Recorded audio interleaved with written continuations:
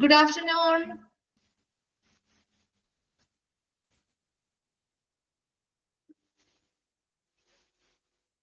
Good afternoon.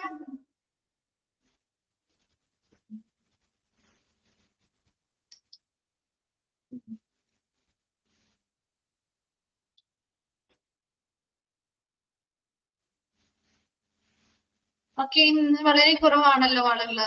മെമ്പേഴ്സിന്റെ എണ്ണം വളരെ കുറവാണല്ലോ. ഓക്കെ, ഇനി നമുക്ക് ക്ലാസ് തുടങ്ങാം. അപ്പോ നെക്സ്റ്റ് കഴിഞ്ഞ ക്ലാസ്സിൽ നമ്മൾ ഇവിടെ വരെ എടുത്തു നിർത്തിയത് സ്റ്റെപ്സ് വരെയല്ലേ? Steps in grievance handling procedures വരെയല്ലേ കഴിഞ്ഞ ക്ലാസ്സിൽ എടുത്ത് നിർത്തിയിരുന്നത്?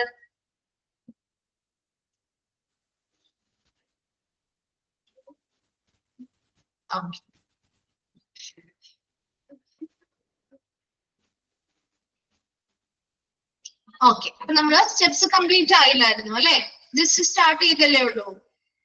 കംപ്ലീറ്റ് ആയിരുന്നോ?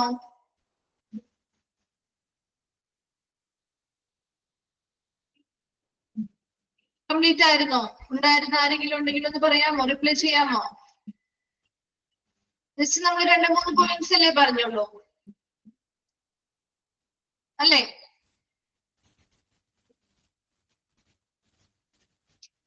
ഓക്കെ, നമുക്ക് എന്തായാലും steps in grievance handling procedure തുടങ്ങി സ്റ്റാർട്ട് ചെയ്യാം കേട്ടോ.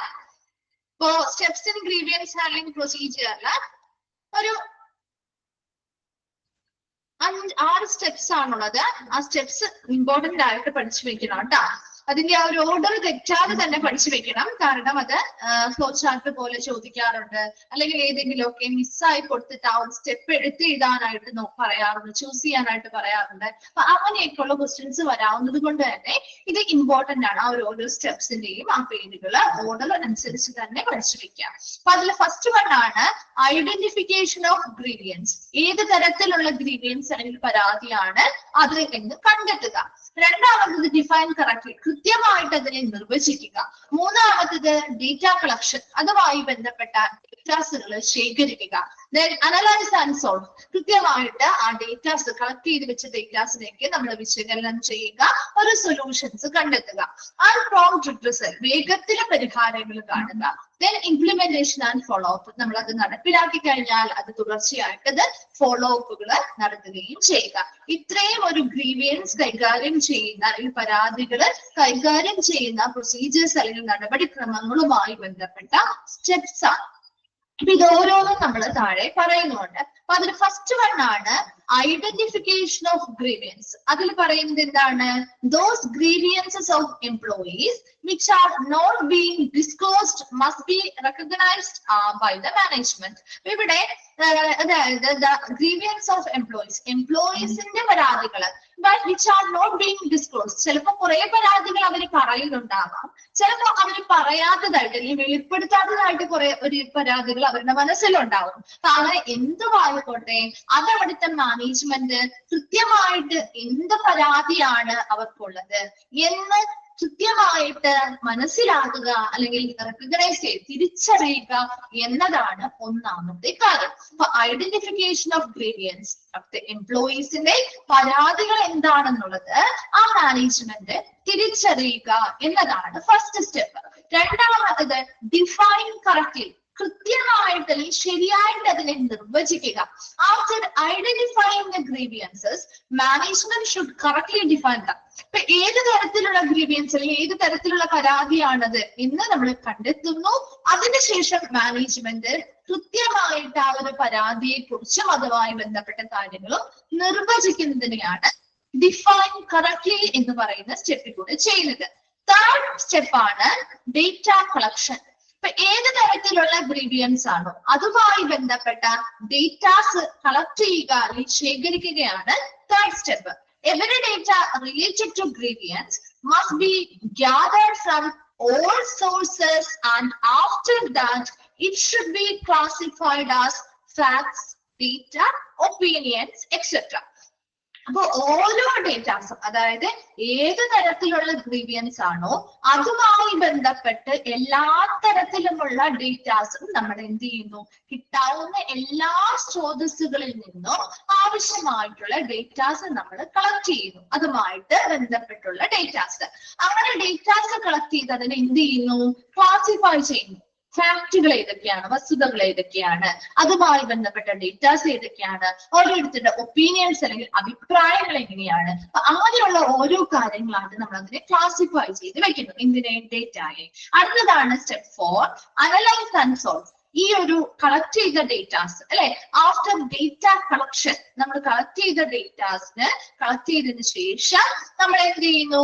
Analysis of information must be done in order to develop alternative solutions and select the best solution. ഇവിടെ എന്ത് ചെയ്യുന്നു? ഡേറ്റാസ് കളക്ട് ചെയ്ത് കഴിഞ്ഞാൽ അതിനുശേഷം നമ്മൾ ആ ഇൻഫർമേഷൻസിനെ അനലൈസ് ചെയ്യുന്നു അല്ലെ, അനാലിസിസ് നടത്തും, വിശകലനം ചെയ്യുന്നു. അതുമായി ബന്ധപ്പെട്ട ഇൻഫർമേഷൻസ് എല്ലാം കൃത്യമായിട്ട് മനസ്സിലാക്കുകയും ഡേറ്റാസ് കൃത്യമായിട്ട് വിശകലനം ചെയ്യുകയും to develop alternative solutions and select the best solution. പല സൊല്യൂഷൻസ്, അതായത് ഒരു പ്രോബ്ലത്തിന് അതിനെ സോൾവ് ചെയ്യാനായിട്ടുള്ള ഒന്നിലധികം സൊല്യൂഷൻസ് കണ്ടെത്തുകയും അതിൽ ഏറ്റവും ബെസ്റ്റ് ആയിട്ടുള്ള സൊല്യൂഷൻ ഏതാണോ അത് സെലക്ട് ചെയ്യുകയും ചെയ്യുന്നു. അഞ്ചാമത്തത് പ്രോംപ്റ്റ് റിഡ്രസൽ, വേഗത്തിൽ പരിഹാരം കണ്ടെത്തി നൽകുക. After the analysis of grievances it must be redressed immediately by implementing the solution in a speedy manner. ഇപ്പൊ ഇവിടെ പ്രോംപ്റ്റ് റിഡ്രസൽ ഉദ്ദേശിക്കുന്നത് after the analysis of grievance നമ്മൾ ശരിയായ രീതിയിൽ എന്താണോ പരാതി അതുമായി ബന്ധപ്പെട്ട വിശകലനങ്ങൾ കഴിഞ്ഞു.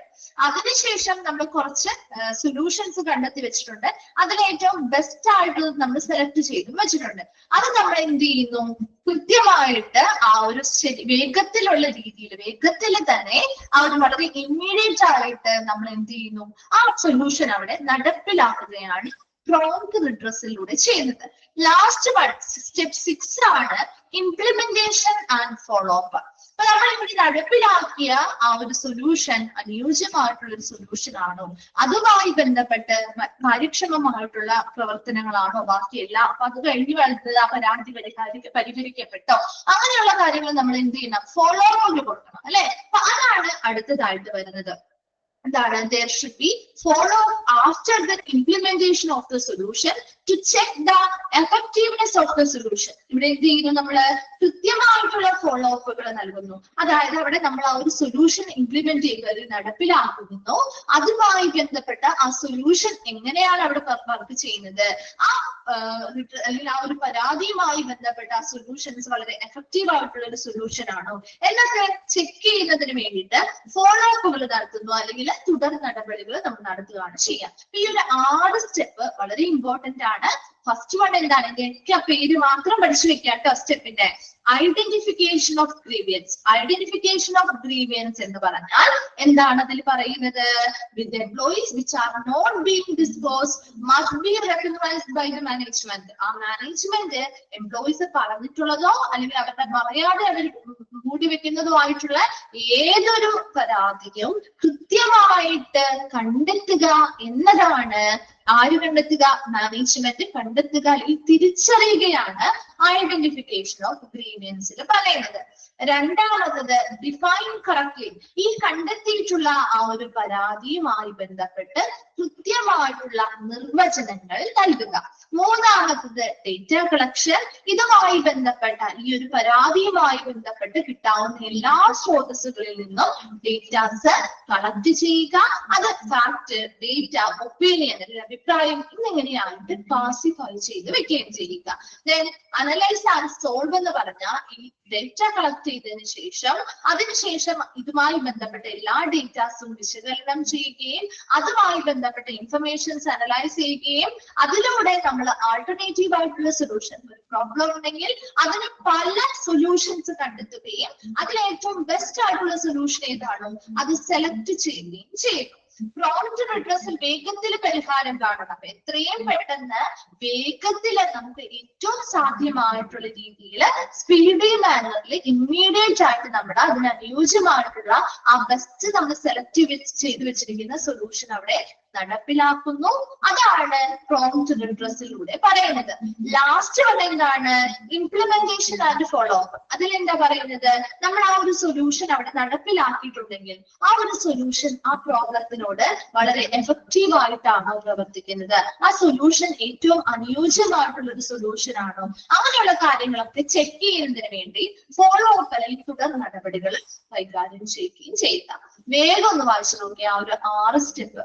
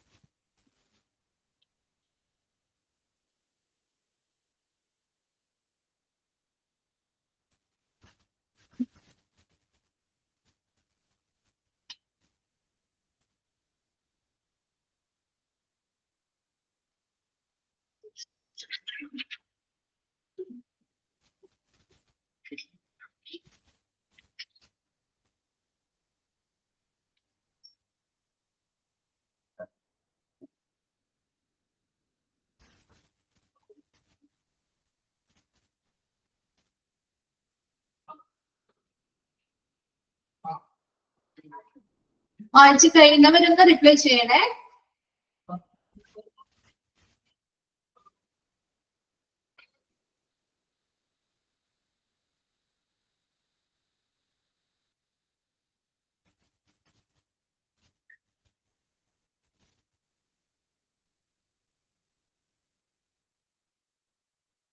ഓക്കെ, ക്ലിയർ അല്ലേ? സ്റ്റെപ്സ് 6 വരെയും നോക്കണം കേട്ടോ. അതിന്റെ പേര് വളരെ ഇമ്പോർട്ടന്റ് ആണ്, നോക്കി വെക്കണേ. അപ്പൊ നെക്സ്റ്റ് നമ്മൾ അടുത്തൊരു സെക്ഷനിലേക്കാണ് പോകുന്നത്. Grievance machinery under industrial dispute act 1947. കേട്ടിട്ടുണ്ടോ? Industrial act 1947, industrial dispute act പരിചയമുണ്ടോ? ഉണ്ടോ? എന്താണ് റിപ്ലൈ ഇല്ലാത്തെ? ഇൻഡസ്ട്രിയൽ ഡിസ്പ്യൂട്ട് ആക്ട് പരിചയമില്ലേ? 1947. വേറെ ആർക്കും പരിചയമില്ലേ? ഉണ്ട്. അനഘയ്ക്ക് മാത്രമേ പരിചയമുള്ളൂ. വേറെ ആരും ഫെമിലിയർ അല്ല? നിങ്ങൾ വേറെ എവിടെയും പഠിച്ചിട്ടില്ല അല്ലെങ്കിൽ കേട്ടിട്ടില്ല? ഇൻഡസ്ട്രിയൽ ഡിസ്പ്യൂട്ട് ആക്ട്, വ്യാവസായിക തർക്ക നിയമം ഉണ്ട്. സുഹാനയ്ക്ക് പരിചയമുണ്ട്. അങ്ങനെയാണോ? വേറെ ആർക്കും ഇല്ല. എന്താണ് ഒരു ഇൻഡസ്ട്രിയൽ ഡിസ്പ്യൂട്ട് ആക്ട് എന്ന് പറഞ്ഞാല്? അപ്പൊ ഇതിൽ നിന്ന് തന്നെ മനസ്സിലാക്കാലോ അല്ലെ? വ്യാവസായിക തർക്ക നിയമം, അതായത് ഇൻഡസ്ട്രിയില് നടക്കുന്ന ഡിസ്പ്യൂട്ട്സ് അല്ലെങ്കിൽ തർക്കങ്ങളുടെ പരിഹാരവുമായി ബന്ധപ്പെട്ട ഒരു നിയമമാണ്. അപ്പൊ ഇതിൽ നിന്ന് തന്നെ നമുക്ക് മനസ്സിലാക്കാൻ പറ്റുമല്ലോ. അപ്പൊ എന്ത് തർക്കങ്ങളാവാം, എന്തൊക്കെ തർക്കങ്ങൾ അല്ലെങ്കിൽ ഡിസ്പ്യൂട്ട്സ് ആവാം? അവരുടെ തൊഴിലുമായി ബന്ധപ്പെട്ട അല്ലെ, ആ ഒരു ഓർഗനൈസേഷൻ അല്ലെങ്കിൽ ആ ഒരു ഇൻഡസ്ട്രിയിലെ തൊഴിലുമായി ബന്ധപ്പെട്ട തർക്കങ്ങൾ അല്ലേ? അവിടുത്തെ എംപ്ലോയീസ് ആണെങ്കിൽ അവരുടെ എംപ്ലോയീസും തമ്മിലുള്ള തർക്കങ്ങളാവാം, അല്ലെങ്കിൽ അവിടുത്തെ വർക്കേഴ്സിനിടയിലുള്ള തർക്കങ്ങളാവാം. അപ്പൊ അവരുടെ എന്തുമായി ബന്ധപ്പെട്ട തർക്കമായിരിക്കും, അല്ലെങ്കിൽ ഡിസ്പ്യൂട്ട് ആയിരിക്കും, അല്ലെങ്കിൽ സംഘർഷമായിരിക്കാം? അവരുടെ തൊഴിലുമായി ബന്ധപ്പെട്ട്, അവരുടെ തൊഴിലുമായി ബന്ധപ്പെട്ട്, വേതനവുമായി ബന്ധപ്പെട്ടാവാം, ലീവുമായി ബന്ധപ്പെട്ടാവാം, അല്ലെങ്കിൽ മറ്റെന്തെങ്കിലും വർക്കിംഗ് കണ്ടീഷൻ സിറ്റുവേഷൻ അറ്റ്മോസ്ഫിയറുമായി ബന്ധപ്പെട്ടാവാം. അങ്ങനെ എന്തുമായി ബന്ധപ്പെട്ടാലും അവരുടെ തൊഴിലുമായി ബന്ധപ്പെട്ട വർക്കേഴ്സിനിടയിലോ അല്ലെങ്കിൽ അവരുടെ ആ ഒരു ഇൻഡസ്ട്രിയിലെ എന്താണ് എംപ്ലോയറും എംപ്ലോയീസും തമ്മിലിടയിലോ ഒക്കെ ഉണ്ടാവുന്ന ഡിസ്പ്യൂട്ട്സ് അല്ലെങ്കിൽ തർക്കങ്ങളെയാണ് ഇൻഡസ്ട്രിയൽ ഡിസ്പ്യൂട്ട് അല്ലെങ്കിൽ വ്യാവസായിക തർക്കം എന്ന് പറയുന്നത്. അപ്പൊ ഈ പറയുന്ന ഒരു ഇൻഡസ്ട്രിയിൽ ഇങ്ങനെ ഒരു തർക്കം വന്നു കഴിഞ്ഞാല് അത് വളരെ ദോഷകരമായിട്ട് ആ ഒരു സ്ഥാപനത്തിനെ ബാധിക്കും അല്ലേ? ഇല്ലേ? അവിടുത്തെ എംപ്ലോയീസും തമ്മിൽ ഒരു തർക്കം ഉണ്ടാവുകയാണ് അവരുടെ തൊഴിലുമായി ബന്ധപ്പെട്ട്. അത് ആ ഒരു സ്ഥാപനത്തെ ബാധിക്കില്ലേ? ബാധിക്കോ? നമ്മൾ റിപ്ലൈ ഇല്ലാതിരിക്കട്ടെ, ബാധിക്കില്ലേ? അപ്പൊ അതുകൊണ്ട് തന്നെ ഒരിക്കലും അങ്ങനെയുള്ള തർക്കങ്ങൾ നമ്മൾ ഒരുപാട് നീട്ടിക്കൊണ്ടുപോകാൻ പാടില്ല. അപ്പൊ എന്ത് ചെയ്യാണ് ഈ ഒരു ആക്ടിൽ പറയുന്നത്, ജനറൽ ആയിട്ട് പറയുന്ന കാര്യമാണ് കേട്ടോ. ഇവിടെ നമ്മൾ അതുമായിട്ട് ബന്ധപ്പെട്ട് വേറെ കുറച്ച് കാര്യങ്ങളാണ് പഠിക്കുന്നത്. അപ്പൊ ഇൻഡസ്ട്രിയൽ ഡിസ്പ്യൂട്ട് ആക്ട് പ്രധാനമായിട്ടും ഈ പറയുന്ന ഇൻഡസ്ട്രിയിലെ ഇങ്ങനെയുള്ള ആളുകൾക്കിടയിൽ അവിടുത്തെ തൊഴിലുടമകളുമായി ബന്ധപ്പെട്ടായിക്കോട്ടെ, തൊഴിലാളികളുമായി ബന്ധപ്പെട്ടായിക്കോട്ടെ ഉണ്ടാവുന്ന ഇങ്ങനെയുള്ള ഡിസ്പ്യൂട്ട്സ് അല്ലെങ്കിൽ അവരുടെ തൊഴിലുമായി ബന്ധപ്പെട്ടുണ്ടാവുന്ന തർക്കങ്ങളെ പരിഹരിക്കുന്നതിനും അവിടുത്തെ ആ ഒരു ഇൻഡസ്ട്രിയിലെ പീസ് ആൻഡ് ഹാർമണി, അവിടുത്തെ ആ ഒരു പീസ് ആൻഡ് ഹാർമണി തിരിച്ചു കൊണ്ടുവരിക അല്ലെങ്കിൽ നിലനിർത്തുന്നതിന് വേണ്ടിയിട്ടും കൂടിയുള്ള ഒരു നിയമമാണ് ഇൻഡസ്ട്രിയൽ ഡിസ്പ്യൂട്ട് ആക്ട് 1947 എന്ന് പറയുന്നത്. അപ്പൊ ഈ ഒരു ആക്ട് നമ്മുടെ ഇവിടെ എന്തിനാണ് കൊണ്ടുവന്നിരിക്കുന്നത് അല്ലെ? അപ്പൊ ഈ ഒരു ആക്ട് പ്രധാനമായിട്ടും നമ്മൾ പറഞ്ഞു അവിടെ ഇൻഡസ്ട്രിയിൽ ഉണ്ടാവുന്ന തർക്കങ്ങൾ പരിഹരിക്കുന്നതിന് വേണ്ടിയിട്ടുള്ള നിയമമാണ് അല്ലെ? ഇവിടെ നമ്മുടെ തർക്കങ്ങൾ എന്ന് പറയുമ്പോൾ സ്വാഭാവികമായിട്ടും അതിൽ എന്ത് വരുന്നുണ്ട്? പരാതികൾ വരുന്നുണ്ട് അല്ലെ? ഇല്ലേ? പരാതികൾ ഉള്ളത് കൊണ്ടാണ് അപ്പൊ അങ്ങനെ ഒരു സംഘർഷമോ അല്ലെങ്കിൽ ഒരു തർക്കമോ ഉണ്ടാവുമ്പോ അത് നമ്മുടെ ഗ്രീവിയൻസ് മെഷീനറിയുമായി ബന്ധപ്പെട്ട് നമുക്ക് ഒരുമിച്ച് കണക്ട് ചെയ്യാവുന്നതാണ്. അപ്പൊ ഇവിടെ ഇൻഡസ്ട്രിയൽ ഡിസ്പ്യൂട്ട് ആക്ടുമായി ബന്ധപ്പെട്ട് എല്ലാ കാര്യങ്ങളും ഒന്നും നമ്മൾ പഠിക്കുന്നില്ല. ഇതുമായി ബന്ധപ്പെട്ട ഒരു സെക്ഷൻ ഉണ്ട് ആ ഒരു ആക്ടില്. അത് മാത്രമാണ് അതിൽ പറഞ്ഞിരിക്കുന്ന കുറച്ച് കാര്യങ്ങൾ മാത്രമേ നമ്മൾ പഠിക്കുന്നുള്ളൂ കേട്ടോ. ജനറൽ ആയിട്ട് നിങ്ങൾക്ക് മനസ്സിലാവാൻ വേണ്ടി മിസ്റ്റർ എന്താണ് ആ നിയമം എന്ന് മാത്രമേ പറഞ്ഞു തന്നു. കുറച്ച് പേർക്ക് ഫെമിലിയർ അല്ല എന്ന് പറഞ്ഞത് കൊണ്ട് റിപ്ലൈ ചെയ്യാത്തത് കൊണ്ട് പറഞ്ഞു തന്നതാണ്. അപ്പൊ ഇൻഡസ്ട്രിയൽ ഡിസ്പ്യൂട്ട് ആക്ട് 1947 നമ്മുടെ ഗ്രീവിയൻസ് മെക്കാനിസവുമായി ബന്ധപ്പെട്ട് കുറച്ച് കാര്യങ്ങൾ പറയുന്നുണ്ട്. അതാണ് നമ്മൾ ഈ പഠിക്കുന്നത്. അപ്പൊ ഗ്രീവിയൻസ് മെഷീനറി എന്ന് പറഞ്ഞാൽ is the procedure of conveying the grievances to the higher authorities or concerned people from the time of their occurrence till the time of their settlement. ഒന്ന് അണ്ടർലൈൻ ചെയ്തിട്ട് ആ ഒരു പോയിന്റ്. ഗ്രീവിയൻസ് മെഷീനറി എന്താണ് grievance machinery എന്ന് പറഞ്ഞാൽ it is the procedure of conveying the grievances. അതായത് ഇവിടെ occurrence till the time of their settlement, ഒരു പരാതി അവിടെ നിന്ന് ഉണ്ടാകുന്ന സമയം മുതൽ, ഒരു പരാതി ഉണ്ടാകുന്ന സമയം മുതൽ അവർ പരിഹരിക്കുന്നത് വരെ, ഉണ്ടാകുന്ന സമയം മുതൽ അവർ പരിഹരിക്കുന്നത് വരെ ഉയർന്ന അല്ലെങ്കിൽ ഹയർ അതോറിറ്റീസിലേക്ക്, ഉന്നത അധികാരികളിലേക്ക് അധികാരികളിലേക്കാവാം അല്ലെങ്കിൽ അത് കൺസേൺ പീപ്പിൾ, അതുമായി ബന്ധപ്പെട്ട ആളുകളിലേക്കോ ആ പരാതിയെ അറിയിക്കുന്നതിന് അല്ലെങ്കിൽ എത്തിക്കുന്നതിനുള്ള ഒരു നടപടിക്രമമാണ് ഗ്രീവിയൻസ് മെഷീനറി എന്ന് പറയുന്നത്. മനസ്സിലാവുന്നുണ്ടോ? ഒന്നുകൂടി പറയാം. Grievance machinery is the procedure of conveying the grievances to the higher authorities or concerned people from the time of their occurrence till the time of their settlement. ഒരു പരാതി ഉണ്ടാകുന്ന സമയം മുതൽ അത് പരിഹരിക്കുന്ന സമയം വരെ. മനസ്സിലാവുന്നുണ്ടോ? ഒരു പരാതി ഉണ്ടാകുന്ന സമയം മുതൽ അത് പരിഹരിക്കുന്ന സമയം വരെ അല്ലെങ്കിൽ പരിഹരിക്കുന്നത് വരെ ഉന്നത അധികാരികളിലേക്കോ അതുമായി ബന്ധപ്പെട്ട ആളുകളിലേക്കോ ആ പരാതിയെ എത്തിക്കുന്നതിനുള്ളൊരു നടപടിക്രമം അല്ലെങ്കിൽ പ്രൊസീജിയർ ആണ് ഗ്രീവിയൻസ് മെഷീനറി എന്ന് പറയുന്നത്. Clear ആണോ?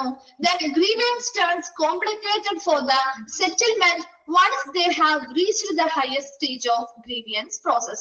നമുക്കറിയാം ഒരു പരാതി അത് തന്നെ പരിഹരിക്കുന്നതാണോ അതൊന്ന് കുറച്ചും കൂടി ഹയർ ലെവലിലേക്ക് പോയിട്ട് പരിഹരിക്കുന്നതാണോ ഏറ്റവും നല്ല മാർഗം? ഏതാണ്? റിപ്ലൈ ചെയ്തേ. ഏത് മാർഗം ഏതാണ്? ഒരു പരാതി ഉണ്ടാകുമ്പോൾ പരിഹരിക്കുന്നതാണോ അത് കുറച്ചും കൂടി ഉന്നത അധികാരികളിലേക്ക് എത്തിയിട്ട് പരിഹരിക്കുന്നതാണോ ഏറ്റവും നല്ലത്? ഏതാണ് നല്ലത്? അത് കോംപ്ലിക്കേറ്റഡ് ആയിട്ട് പരിഹരിക്കുന്നതാണോ അതോ ഫസ്റ്റ് ഉണ്ടാകുമ്പോൾ തന്നെ അല്ലെ? Very good. ഉണ്ടാകുമ്പോൾ തന്നെ പരിഹരിക്കുന്നതാണ്. ഇവിടെ ഈ വചനമാണ് പറയുന്നത് grievance turn complicated for the settlement once they have reached the highest stage of grievance process. ആ ഒരു പരാതി പരിഹാര പ്രോസസ്സിന്റെ ഏറ്റവും ഹയസ്റ്റ് സ്റ്റേജിൽ അല്ലെങ്കിൽ ഉന്നത ഘട്ടത്തിലേക്ക് എത്തിക്കഴിഞ്ഞിട്ട് ആ ഒരു എന്താണ് ആ ഒരു പ്രോബ്ലം പരിഹരിക്കാം അല്ലെങ്കിൽ അത് സെറ്റിൽ ചെയ്യാം എന്ന് പറയും. അത് കുറച്ചും കൂടി സങ്കീർണമാവാണ് ചെയ്യാം അല്ലെ? അതേസമയം therefore it is advisable to settle the grievance in its early stage. അതുകൊണ്ട് തന്നെ എപ്പോഴും നമ്മൾ അഡ്വൈസ് ചെയ്യുന്ന അല്ലെങ്കിൽ അതിന്റെ ആ ഒരു പ്രാരംഭ ഘട്ടത്തിൽ ഒരു ഗ്രീവിയൻസ് അല്ലെങ്കിൽ ഒരു പരാതി വന്നാൽ അതിന്റെ പ്രാരംഭ ഘട്ടത്തിൽ തന്നെ ഈ പരാതികള് പരിഹരിക്കുന്നതാണ് ഏറ്റവും ഉചിതമായിട്ടുള്ള കാര്യം എന്ന് പറയുന്നത്. ഇപ്പൊ രണ്ട് കാര്യങ്ങളെ നമ്മളവിടെ പറഞ്ഞുള്ളൂ. എന്താണ് ഗ്രീവിയൻസ് മെഷീനറി എന്ന് പറഞ്ഞാല്, അതായത് ആ ഒരു പരാതി ഉണ്ടാകുന്നത് മുതൽ അത് പരിഹരിക്കുന്നത് വരെ അതിന്റെ എന്ത് ചെയ്യുന്നു, പരിഹരിക്കുന്നത് വരെ അതിന്റെ ഉന്നത അധികാരികളിലേക്കോ അതുമായി ബന്ധപ്പെട്ട ആളുകളിലേക്കോ ആ പരാതികൾ എത്തിക്കുന്നതിനുള്ള ഒരു നടപടിക്രമമാണ് ഗ്രീവിയൻസ് മെഷീനറി എന്ന് പറയുന്നത്. അതുപോലെ തന്നെ ഈ ഒരു ഗ്രീവിയൻസ് അല്ലെങ്കിൽ ഒരു പരാതി ഉണ്ടാവുമ്പോൾ അത് ഉന്നത അധികാരികളിലേക്ക് അല്ലെങ്കിൽ ഉന്നത ഘട്ടങ്ങളിലേക്ക് അത് പരിഹരിക്കുന്നതിന് വേണ്ടിയിട്ട് എത്തുമ്പോൾ അത് എന്ത് ചെയ്യുന്നു, കുറച്ചും കൂടി സങ്കീർണമാവുന്നു. അതേസമയം ഏറ്റവും നല്ലതെന്ന് പറയുന്നത്, ഏറ്റവും ഉചിതമായിട്ടുള്ളത് ഒരു പരാതി ഉണ്ടാകുന്ന ഒരു പ്രാരംഭ ഘട്ടത്തിൽ തന്നെ അത് പരിഹരിക്കുന്നതാണ്. വേഗം ഒന്ന് വായിച്ചു നോക്കിയേ. അതിനുശേഷം നമ്മൾ അടുത്ത ആ ഒരു സെക്ഷനിലേക്ക് കടക്കുകയാണ്.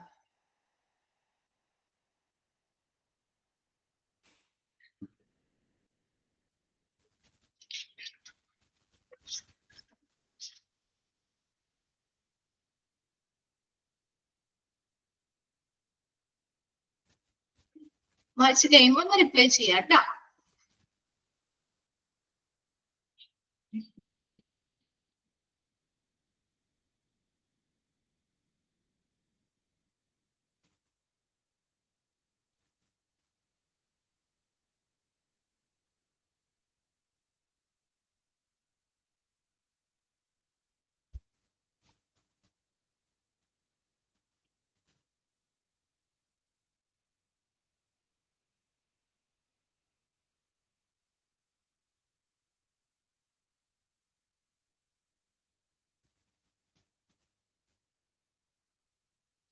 വായിച്ചു കഴിയുന്നവരൊന്ന് റിപ്ലൈ ചെയ്യണേ.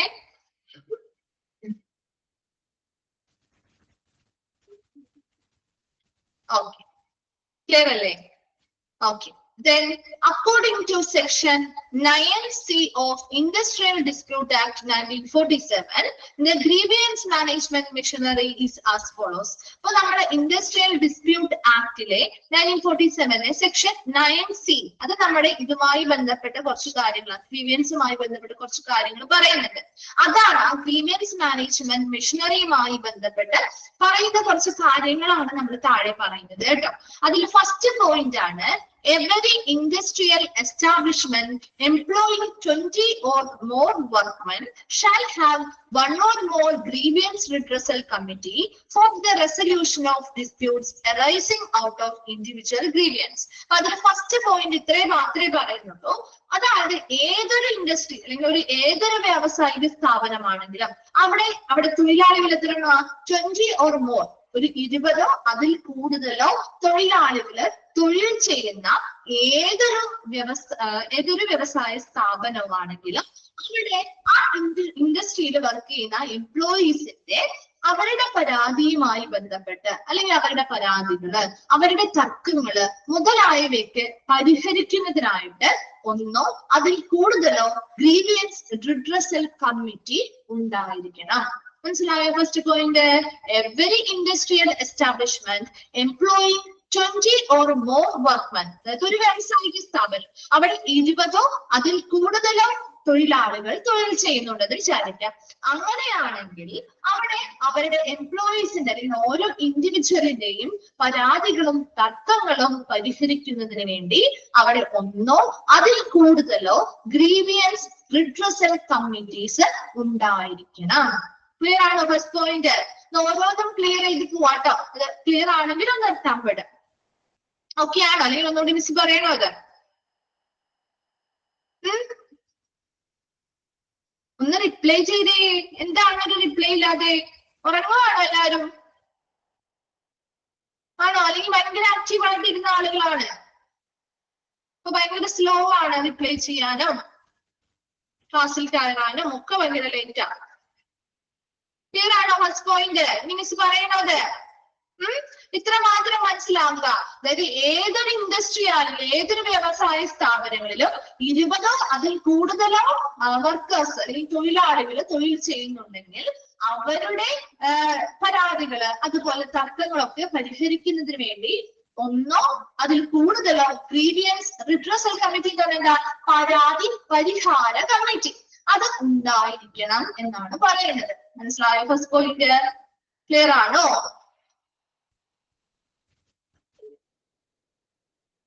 Okay. Second point, the grievance redressal committee shall consist of an equal number of members from the employer and the government. Grievance redressal committee, പരാതി പരിഹാര കമ്മിറ്റി നമ്മൾ രൂപീകരിക്കുമ്പോൾ equal number of members, അതായത് എംപ്ലോയിയിൽ നിന്നും രണ്ടു കൂട്ടർക്കും വേണ്ടിയിട്ടുള്ളതാണല്ലോ. അപ്പൊ അവിടെ തൊഴിലുടമകളിൽ നിന്നും അതുപോലെ തന്നെ തൊഴിലാളികളിൽ നിന്നും ഒരേപോലെ തുല്യമായിട്ടുള്ള അംഗങ്ങളായിരിക്കണം ആ ഒരു ഗ്രീവിയൻസ് റിട്രസൽ കമ്മിറ്റിയിൽ ഉണ്ടാകേണ്ടത്. മനസ്സിലായോ? ഒരു 4 പേരടങ്ങിയ ഒരു കമ്മിറ്റി ആണെങ്കിൽ 2 പേര് ആരിൽ നിന്നുള്ളവരായിരിക്കണം? 2 പേര് ആരിൽ നിന്നുള്ളവരായിരിക്കണം? എംപ്ലോയറിൽ നിന്നുള്ളവർ, തൊഴിലുടമകളിൽ നിന്നുള്ളവര്. 2 പേര് ആരിൽ നിന്നായിരിക്കണം? വർക്ക്മെൻ, അവിടുത്തെ തൊഴിലാളികളിൽ നിന്നുള്ള. അപ്പൊ തുല്യ നമ്പേഴ്സ് ഓഫ് അംഗങ്ങളായിരിക്കണം. Equal number of members from the employee and the workman.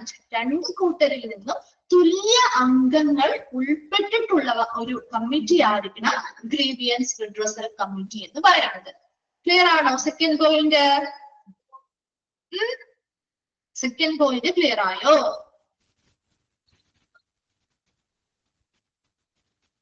Okay. Third point, the chairperson of the grievance redressal committee shall be selected from the employer or from among the workmen alternatively on rotation basis every year.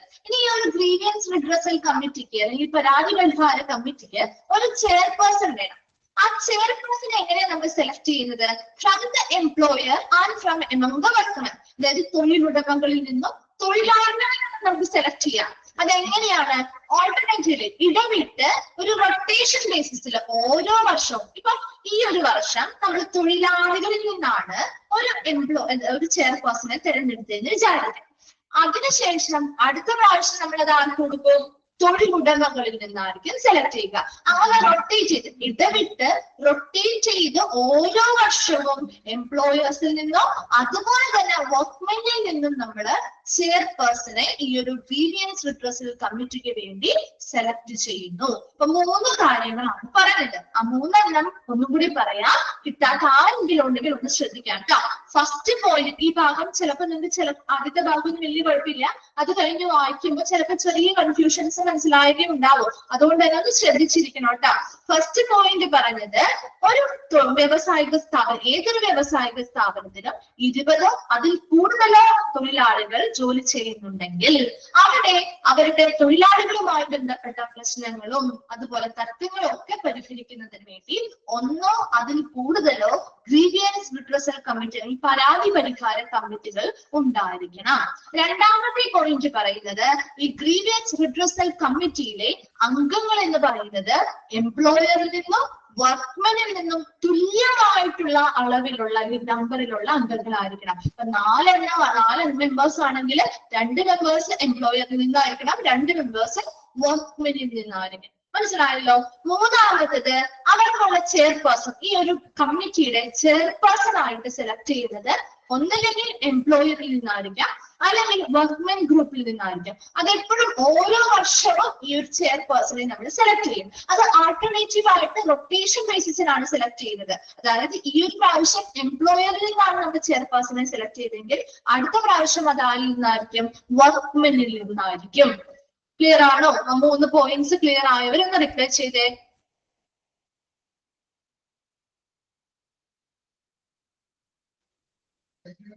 Okay. Then fourth one ആണ്, the total number of members of the grievance redressal committee shall not exceed more than 6. ഒരിക്കലും ആ ഒരു grievance redressal കമ്മിറ്റിയുടെ total number of members, മൊത്തത്തിലുള്ള അംഗങ്ങളുടെ എണ്ണം 6ൽ കവിയരുത്. It is provided that there shall be, as far as practicable, 1 woman member if the grievance redressal committee has 2 members. For a grievance redressal committee, 2 അംഗങ്ങളെ ഉള്ളൂ എന്ന് വിചാരിക്കാം.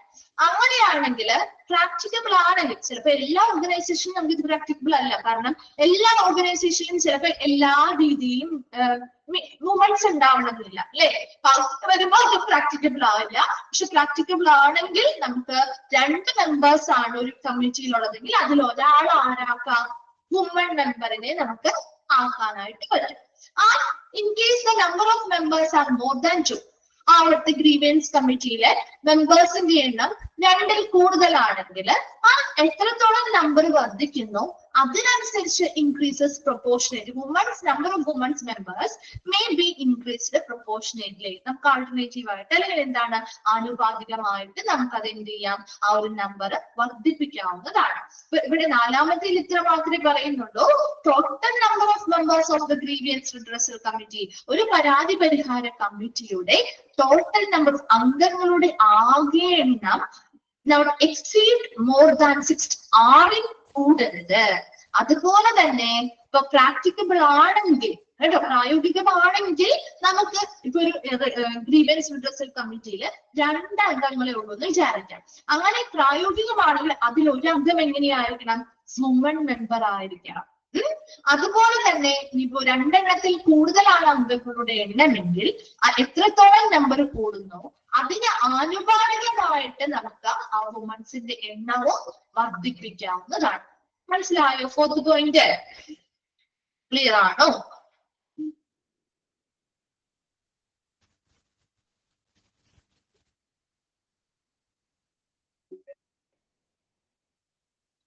എന്താണ് ഒന്നുകൂടി പറയണോ? ഓക്കെ, ഒന്നുകൂടി പറയാലോ. 4th പോയിന്റിൽ പറഞ്ഞത് the total number of members of the grievance, അതായത് ഗ്രീവിയൻസ് റിഡ്രസൽ കമ്മിറ്റിയുടെ മൊത്തത്തിലുള്ള അംഗങ്ങളുടെ എണ്ണം. ഇപ്പൊ ഒരു കമ്മിറ്റി ഉണ്ടെങ്കിൽ ആ ഒരു കമ്മിറ്റിയിലെ ആകെ അംഗങ്ങളുടെ എണ്ണം അത് 6ൽ കൂടരുതെന്ന്. 6 വരെ ആകാം, 6ൽ കൂടരുത്. അത് മനസ്സിലായോ? ആ ഒരു പോയിന്റ് ക്ലിയർ ആണോ? മേഘയോട് മാത്രമല്ല എല്ലാവരോടും ചോദിക്കുന്നുണ്ട്. ആ ഒരു പോയിന്റ് ക്ലിയർ ആണോ? ഓക്കെ.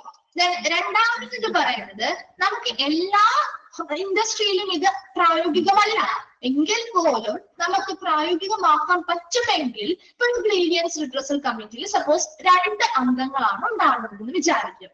അങ്ങനെ 2 എണ്ണം ഉണ്ടെങ്കിൽ അതിൽ ഒരാളെ ആരാക്കാം എന്ന് പറയുന്നത് വുമൺ മെമ്പർ ആക്കാം. മനസ്സിലായോ? ഒരെണ്ണം സ്ത്രീയും ഒരെണ്ണം പുരുഷനുമാക്കാം. മനസ്സിലാവുന്നുണ്ടോ? അത് പ്രായോഗികമാണെങ്കിൽ മാത്രം. നമുക്ക് എല്ലാ ഇൻഡസ്ട്രിയിലും അതുകൊണ്ട് അപ്ലൈ ചെയ്യാൻ പറ്റില്ല. കാരണം ചില ഇൻഡസ്ട്രിയില് മെൻസ് മാത്രം വർക്ക് ചെയ്യുന്ന സ്ഥലങ്ങളുണ്ടാവും അല്ലെ. അപ്പൊ നമുക്കത് പ്രായോഗികമല്ല.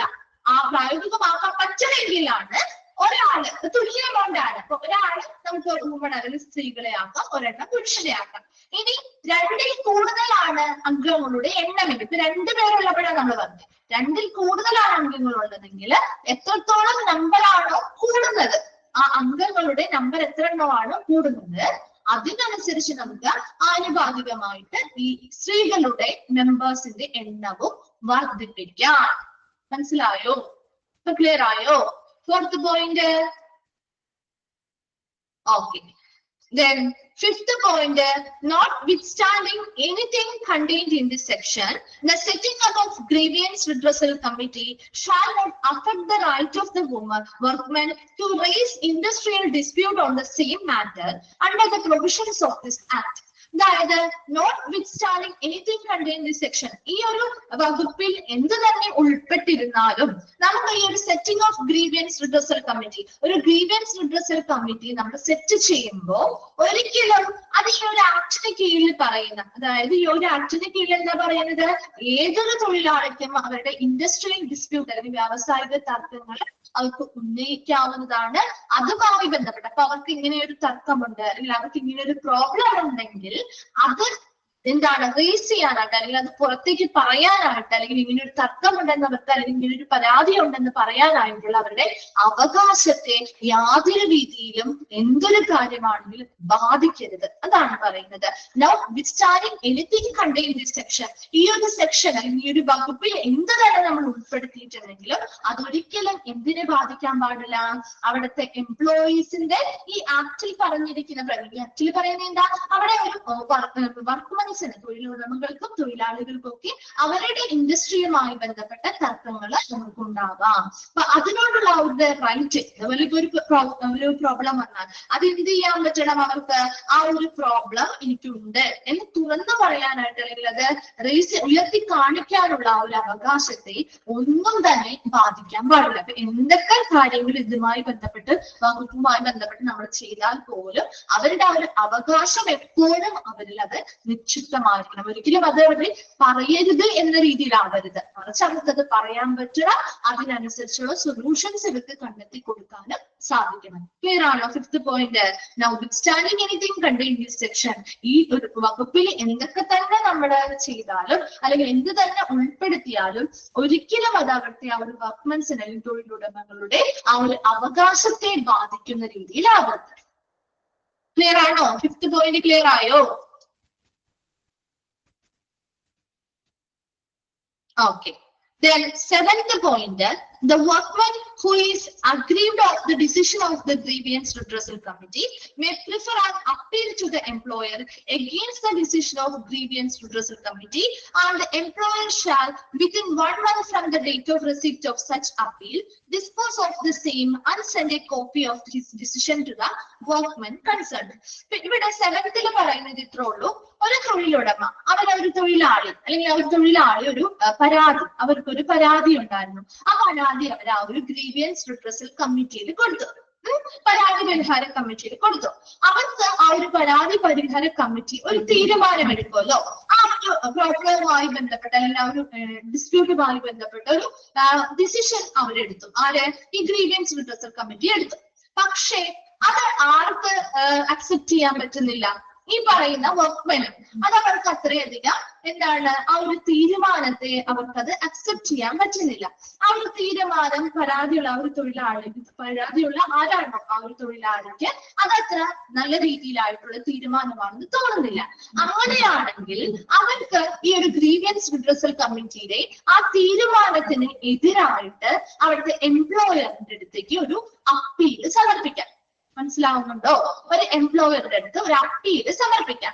അങ്ങനെ ഒരു അപ്പീല് ആ ഒരു കമ്മിറ്റിയുടെ തീരുമാനത്തിനെതിരെ ആ വർക്ക്മെൻ അല്ലെങ്കിൽ ആ ഒരു തൊഴിലാളി കൊടുക്കുകയാണ്. ആ എംപ്ലോയർ ഷാൽ വിത്തിൻ 1 month, എംപ്ലോയർക്കാണ് അപ്പീല് കൊടുക്കുന്നത്, തൊഴിലുടമയ്ക്കാണ് അപ്പീല് കൊടുക്കുന്നത്. അപ്പൊ അദ്ദേഹം എന്ത് ചെയ്യണം? Within 1 month from the date of receipt of such appeal, appeal കിട്ടിയ ദിവസം മുതൽ 1 മാസത്തിനുള്ളിൽ ഈ പറയുന്ന സെയിം കാര്യം കൃത്യമായിട്ട് പരിശോധിക്കുകയും അതുമായി ബന്ധപ്പെട്ട ആ എംപ്ലോയറുടെ തീരുമാനം 6-1 പറഞ്ഞില്ലേ, സോറി അടുത്തത് പറയാം ട്ടോ.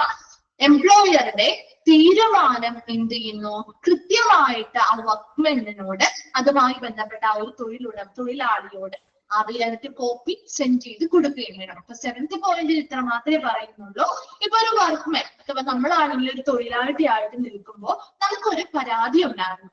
ആ പരാതി നമ്മൾ ഒരു ഗ്രീവിയൻസ് റിഡ്രസൽ കമ്മിറ്റിയിലെ മുൻപിൽ കൊടുത്തു കഴിഞ്ഞാൽ അവർ കണ്ടെത്തിയിട്ടുള്ള ആ ഒരു ഡിസിഷൻ അല്ലെങ്കിൽ അവര് തീരുമാനിച്ചിട്ടുള്ള ആ ഒരു തീരുമാനം അല്ലെങ്കിൽ അവരുടെ ആ ഒരു ഡിസിഷൻ, ആ ഒരു പരാതിയുമായി ബന്ധപ്പെട്ട ആ ഒരു ഡിസിഷൻ നമുക്കത്ര യോജിച്ചു പോകാൻ പറ്റുന്നതല്ല, അല്ലെങ്കിൽ നമുക്കത് അംഗീകരിക്കാൻ പറ്റുന്ന ഒരു തീരുമാനമല്ല എങ്കിൽ അതിനെതിരെ ഒരു അപ്പീല് ആർക്ക് കൊടുക്കാം? ആ വർക്ക്മെന് കൊടുക്കാം. അദ്ദേഹം എന്ത് ചെയ്യുന്നു? അവിടുത്തെ എംപ്ലോയർക്ക് അല്ലെങ്കിൽ തൊഴിലുടമയ്ക്ക് ഇതുമായി ഒരു തീരുമാനവുമായി ബന്ധപ്പെട്ട് ഒരു അപ്പീല് കൊടുക്കുന്നു. ആ അപ്പീല്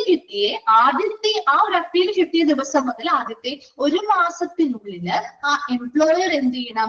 ഇതുമായി ബന്ധപ്പെട്ട തീരുമാനങ്ങളൊക്കെ പുനഃപരിശോധിക്കുകയും കൃത്യമായിട്ട് അതിനെതിരെയുള്ളൊരു ഡിസിഷൻ അല്ലെങ്കിൽ തീരുമാനം എടുക്കുകയും അത് ആ ഒരു വർക്ക്മെനിന് അതുമായി ബന്ധപ്പെട്ട ആരാണോ പരാതി കൊടുത്തത് അല്ലെങ്കിൽ അപ്പീല് കൊടുത്തത് അവർക്ക് അതിന്റെ കോപ്പി അയച്ചു നൽകുകയും വേണം. ക്ലിയർ ആണോ? 7th പോയിന്റ് ക്ലിയർ ആയോ?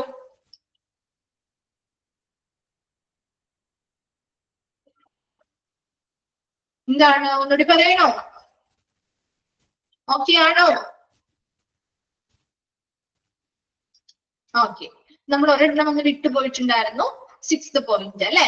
സിക്സ്ത് പോയിന്റ് നോക്കി, the grievance redressal committee may complete its proceedings within 30 days on receipt of a written application by or on behalf of the aggrieved party. അതായത് ഇത് പരാതിയുള്ള ആ ഒരു വ്യക്തിയുടെ ഭാഗത്ത് നിന്ന് അദ്ദേഹമോ അല്ലെങ്കിൽ അദ്ദേഹവുമായി ബന്ധപ്പെട്ട ആരെങ്കിലുമോ റിട്ടൺ ആയിട്ടുള്ള ആപ്ലിക്കേഷൻ, രേഖാമൂലമായിട്ടുള്ള ഒരു പരാതി നമുക്ക് ആ ഒരു ഗ്രീവിയൻസ് റിഡ്രസൽ കമ്മിറ്റിക്ക് കൊടുക്കുകയാണെങ്കിൽ ആ പരാതി കൊടുത്ത ദിവസം മുതൽ 30 ദിവസത്തിനുള്ളിൽ അതുമായി ബന്ധപ്പെട്ട എല്ലാ നടപടിക്രമങ്ങളും പൂർത്തിയാക്കിയിരിക്കണം. മനസ്സിലായോ? The grievance redressal committee may complete its proceedings within 30 days on receipt of a written application by or on behalf of the aggrieved party. ആ ഒരു കൺസേൺ ഉള്ള അല്ലെങ്കിൽ ആ ഒരു എന്താണ് തർക്കമുള്ള അല്ലെങ്കിൽ ആ ഒരു പ്രശ്നം പ്രോബ്ലം ഉള്ള ആളാരാണോ, ആ തൊഴിലാളിയോ അല്ലെങ്കിൽ അവരുമായി ബന്ധപ്പെട്ട ആരെങ്കിലുമോ അവരുടെ രേഖാമൂലമുള്ള ഒരു പരാതി ഇവിടെ ഗ്രീവിയൻസ് റിഡ്രസൽ കമ്മിറ്റിക്ക് സമർപ്പിക്കുന്നു. അങ്ങനെ ആ കമ്മിറ്റിക്ക് എന്നാണോ പരാതി കിട്ടുന്നത്, ആ പരാതി കിട്ടി 30 ദിവസത്തിനുള്ളിൽ അതുമായി ബന്ധപ്പെട്ട നടപടിക്രമങ്ങളെല്ലാം പൂർത്തിയാക്കിയിരിക്കണം. ക്ലിയർ ആണോ? സിക്സ് പോയിന്റ് ക്ലിയർ ആയോ?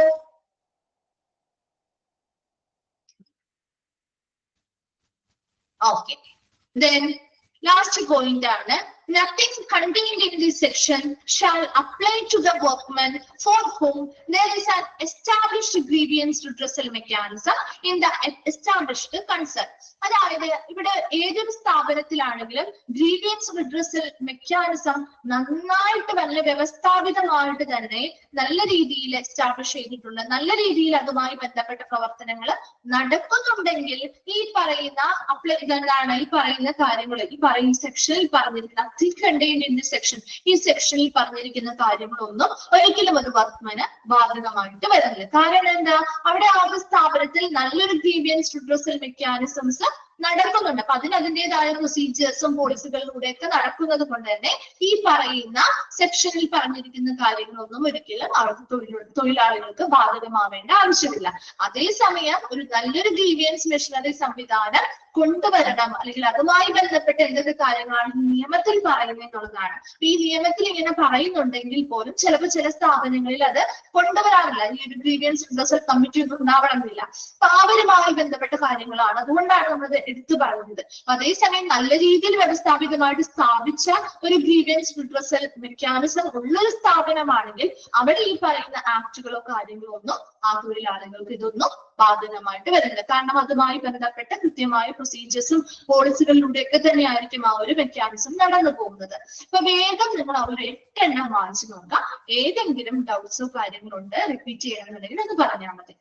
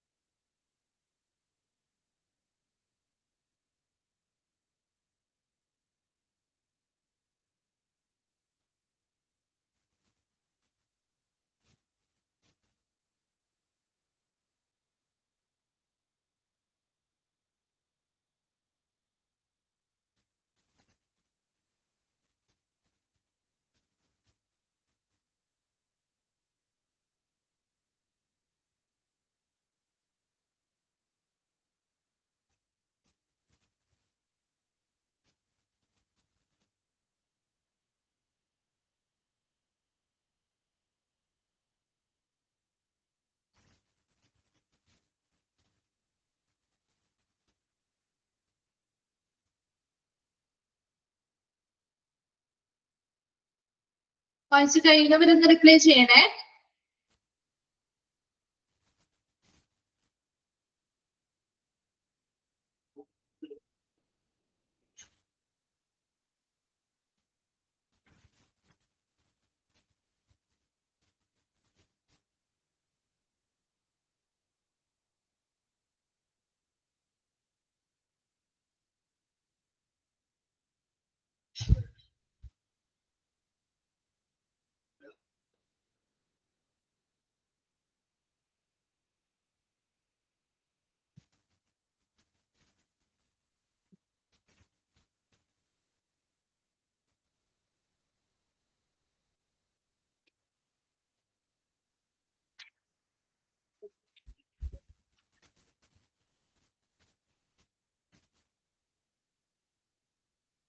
ക്ലിയർ ആണോ?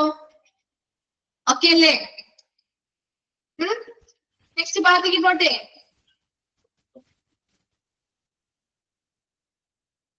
ഓക്കെ, നെക്സ്റ്റ് വൺ ആണ് ഗ്രീവിയൻസ് റെസൊല്യൂഷൻ മെത്തേഡ്. ഗ്രീവിയൻസ് അല്ലെങ്കിൽ പരാതി പരിഹരിക്കുന്ന കുറച്ച് രീതികളാണ് നമ്മൾ പറയുന്നത് കേട്ടോ.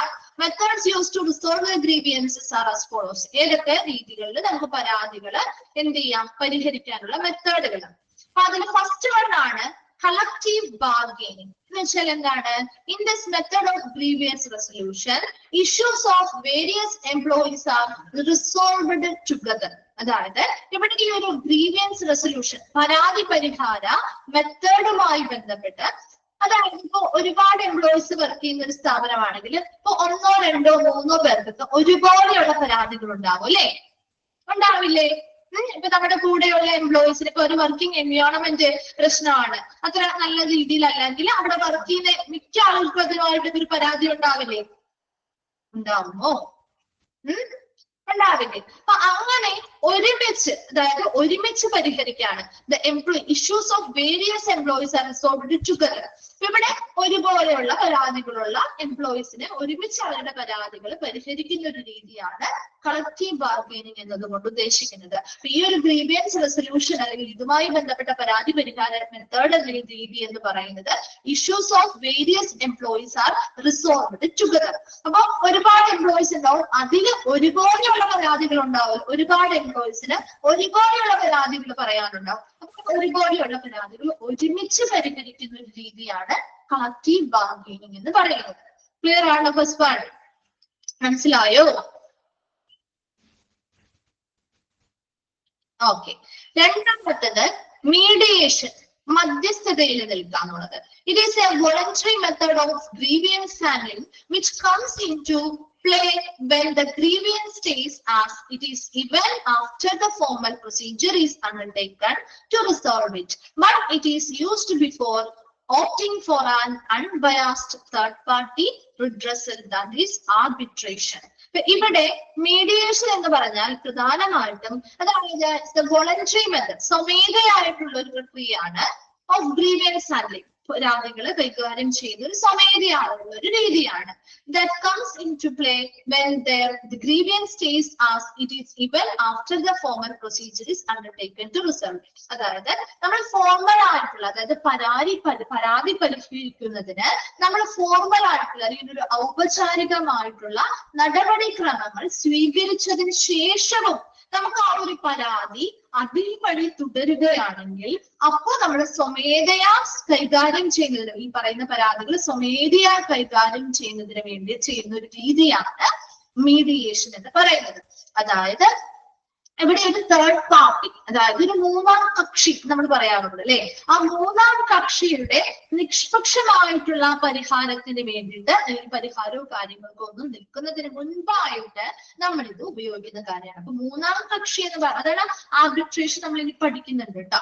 അപ്പൊ മൂന്നാം കക്ഷി എന്ന് പറയുന്നത് ഒരു രണ്ട് കൂട്ടർ, എംപ്ലോയർ എംപ്ലോയി ഒന്നും അല്ല, ഒരു പുറമേ നിന്നുള്ള ഒരു മൂന്നാം കക്ഷി അല്ലെങ്കിൽ തേർഡ് പാർട്ടി എന്ത് ചെയ്യുന്നു, ഇവരുടെ ഇഷ്യൂസ് ഒക്കെ അങ്ങോട്ടും ഇങ്ങോട്ടും മനസ്സിലാക്കും, അതിനനുസരിച്ച് ഒരു നിഷ്പക്ഷമായിട്ടുള്ള ഒരു എന്താണ് ഡിസിഷൻ അല്ലെങ്കിൽ തീരുമാനം അല്ലെങ്കിൽ ഒരു സൊല്യൂഷൻ അതുമായി ബന്ധപ്പെട്ട് എടുക്കും. അപ്പൊ അങ്ങനെ ഒരു തീരുമാനം എടുത്തു കഴിഞ്ഞാൽ അത് നമ്മൾ പാലിക്കാൻ ബാധ്യസ്ഥരാകും. അപ്പൊ അതുകൊണ്ട് തന്നെ അതിന് മുൻപായിട്ട് ഇവരെന്ത് ചെയ്യുന്നു, സ്വമേധയാ അവരത് എന്ത് ചെയ്യുന്നു, സോൾവ് ചെയ്യാൻ ശ്രമിക്കുന്നതിനെയാണ് മീഡിയേഷൻ എന്ന് പറയുന്നത്. അതായത് ഇവിടെ നമ്മൾ ശരിക്കും ഫോർമൽ ആയിട്ടുള്ള പരാതി പരിഹരിക്കുന്നതിന് വേണ്ടി ഫോർമൽ ആയിട്ടുള്ള പ്രൊസീജിയർ നടത്തി, ഔപചാരികമായിട്ടുള്ള ആ ഒരു നടപടിക്രമങ്ങളൊക്കെ നടത്തിയിട്ടും അതിന് കഴിഞ്ഞ് തുടർന്നും നമുക്ക് ആ ഒരു സെയിം പ്രോബ്ലം, ആ ഒരു പ്രശ്നം നമുക്ക് അതേപടി തുടരുകയാണ്. അവിടെ എന്താണ് സോൾവ് ചെയ്യാൻ പറ്റുന്നില്ല, ആ പ്രശ്നം അതേപടി തുടരുമ്പോ നമുക്ക് എന്ത് ചെയ്യാൻ പറ്റണം, അത് ആ ഒരു ആർബിട്രേഷൻ അല്ലെങ്കിൽ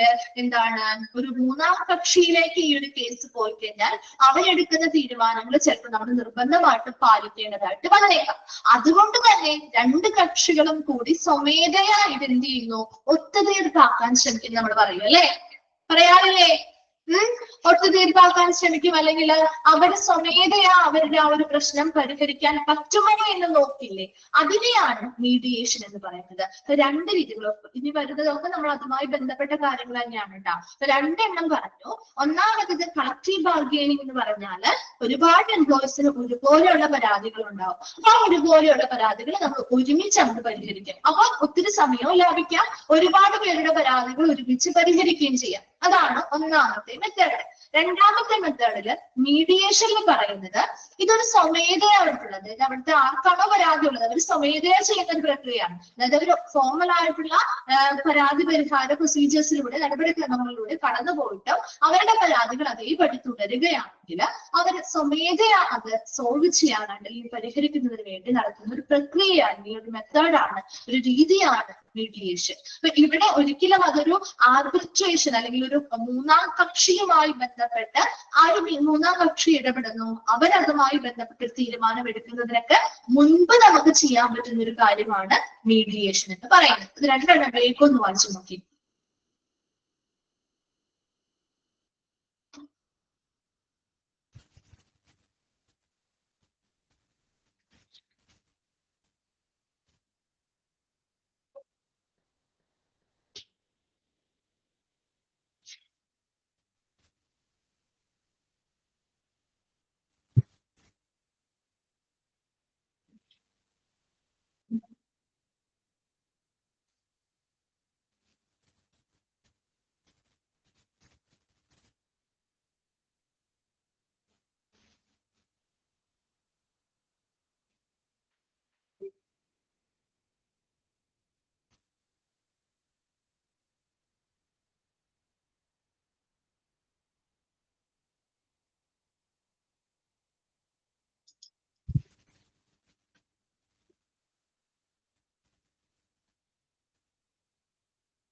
ക്ലിയർ ആണോ?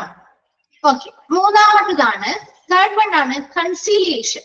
കൺസീലിയേഷൻ എന്ന് പറഞ്ഞാൽ നമ്മൾ മലയാളങ്ങളിൽ കേട്ടിട്ടുണ്ടോ, അനുരഞ്ജനം കേട്ടിട്ടില്ലേ? ആ ഒരു പേര്, ആ ഒരു വേർഡ് കേട്ടിട്ടില്ല, അനുരഞ്ജനം ചെയ്യുക എന്ന് പറയും അല്ലെ, നമ്മൾ മലയാളത്തിൽ യൂസ് ചെയ്യുന്ന ഒരു ടേം ആണ്. ഇവിടെ according to the international labour ഓർഗനൈസേഷനുമായി ബന്ധപ്പെട്ട് conciliation is the practice by which the services of a neutral third party are used in a dispute as a means of helping the disputing parties to reduce the extent of their differences and to arrive at an amicable settlement or agreed solution. ഇത്ര മാത്രമേ ഉള്ളൂ. അനുരഞ്ജനം എന്ന് പറഞ്ഞാല് ഒന്നുമില്ല, നമ്മൾ ഇവിടെ എന്ത് ചെയ്യുന്നു, ആ ഒരു അവരുടെ തർക്കം, ഒരു ആളുകൾ തമ്മിലുള്ള തർക്കം നമുക്ക് പരിഹരിക്കാതെ വരുമ്പോഴാണല്ലോ നമ്മളൊരു തേർഡ് പാർട്ടി അതിലേക്ക് ഉൾപ്പെടുത്തുക അല്ലെ. അപ്പൊ അവിടെ ആ ഒരു തേർഡ് പാർട്ടി, എങ്ങനെയുള്ള തേർഡ് പാർട്ടി, ഇവരുടെ തർക്കവുമായി ബന്ധപ്പെട്ട് ഒരു നിഷ്പക്ഷമായിട്ടുള്ള നിൽക്കുന്ന ഒരു മൂന്നാം കക്ഷിയെ നമ്മൾ ഉപയോഗപ്പെടുത്തിക്കൊണ്ട് അവരുടെ ആ ഒരു ഡിസ്പ്യൂട്ട്സ്, അതായത് അവരുടെ തർക്കങ്ങളുള്ള ആളുകൾ, പാർട്ടീസ് ആരൊക്കെയാണ്, അവരെ സഹായിക്കുന്നു. എങ്ങനെ അവർ തമ്മിലുള്ള അഭിപ്രായ വ്യത്യാസങ്ങൾ കുറയ്ക്കാനായിട്ട് സഹായിക്കും, അഭിപ്രായ വ്യത്യാസം കൊണ്ട് ആ ഒരു വ്യാപ്തി കുറയ്ക്കാൻ സഹായിക്കുന്നു. ോടെ അവരെന്ത് ചെയ്യുന്നു, arriving at an ample settlement, ഒരു സൗഹൃദപരമായിട്ടുള്ള ഒരു ഒത്തുതീർപ്പ് അല്ലെങ്കിൽ ഇരുകൂട്ടരുടെയും ഒരു സമ്മതപ്രകാരമുള്ള ഒരു പരിഹാരം നമ്മൾ എത്തിച്ചേരുകയാണ് ചെയ്യുന്നത്. And it is a process of rational and orderly discussion of differences between the parties to a dispute under the guidance of a conciliator. അപ്പൊ ഈ ഒരു പ്രക്രിയയിൽ ഒരു യുക്തിപരമായിട്ടുള്ള ഒരു ക്രമമായിട്ടുള്ള ഒരു ഡിസ്കഷൻ അല്ലെങ്കിൽ ഒരു ചർച്ചയാണ് അവിടെ നടക്കുക. അതായത് ഒരു കൺസീലിയേറ്റർ, ഒരു അനുരഞ്ജകന്റെ മാർഗനിർദ്ദേശ പ്രകാരം ഈ ഡിസ്പ്യൂട്ടിൽ ഏർപ്പെട്ടിട്ടുള്ള ആളുകളുണ്ടല്ലോ, അവർ തമ്മിൽ തർക്കമുള്ള ആളുകളിൽ അവരുടെ ഡിഫറൻസുകൾ അല്ലെ അവരുടെ അഭിപ്രായ വ്യത്യാസങ്ങൾ അവർക്ക് തുറന്നു പറയാനും അത് കഴിഞ്ഞ ശേഷം ഈ കൺസിലിയേറ്റർ അല്ലെങ്കിൽ ആ ഒരു അനുരഞ്ജകന്റെ മധ്യസ്ഥതയിൽ അല്ലെങ്കിൽ അവരുടെ മാർഗനിർദ്ദേശപ്രകാരം അവർ ഒരു സമാനമായിട്ടുള്ള അവർക്ക് രണ്ടു കൂട്ടർക്കും ശരിയായ രീതിയിൽ ഒരു സമ്മതിച്ചതായിട്ടുള്ള ഒരു പരിഹാരം അല്ലെങ്കിൽ ഒരു സൗഹൃദപരമായ ഒരു ഒത്തുതീർപ്പിലേക്ക് എത്തുന്നതിനെയാണ് നമ്മൾ കൺസീലിയേഷൻ എന്ന് പറയുന്നത്. ഒരു ഐഡിയ കിട്ടിയോ കൺസീലിയേഷൻ എന്താന്നുള്ളത്? ഡീറ്റെയിൽ ആയിട്ട് നമുക്ക് നെക്സ്റ്റ് ക്ലാസ്സിൽ എടുക്കാം. ഇത്ര മാത്രമേ ഉള്ളൂ.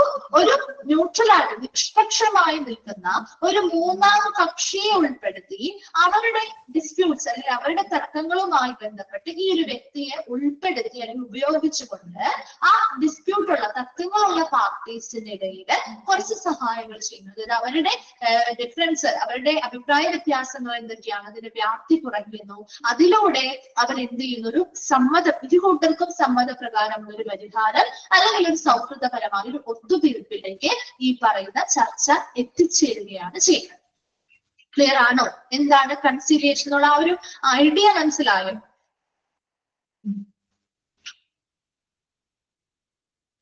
ഓക്കെ, ബാക്കി നമുക്ക് നെക്സ്റ്റ് ക്ലാസ്സിൽ എടുക്കാം കേട്ടോ. ഇവിടെ വരെയും ഒന്ന് വായിച്ചിട്ട് വരണേ. ഡൗട്ട്സോ കാര്യങ്ങളോ ഉണ്ടെങ്കിൽ നെക്സ്റ്റ് ക്ലാസ്സിൽ മിസ് വരുമ്പോൾ ചോദിച്ചാൽ മതി, പറഞ്ഞുതരാം. Okay, thank you.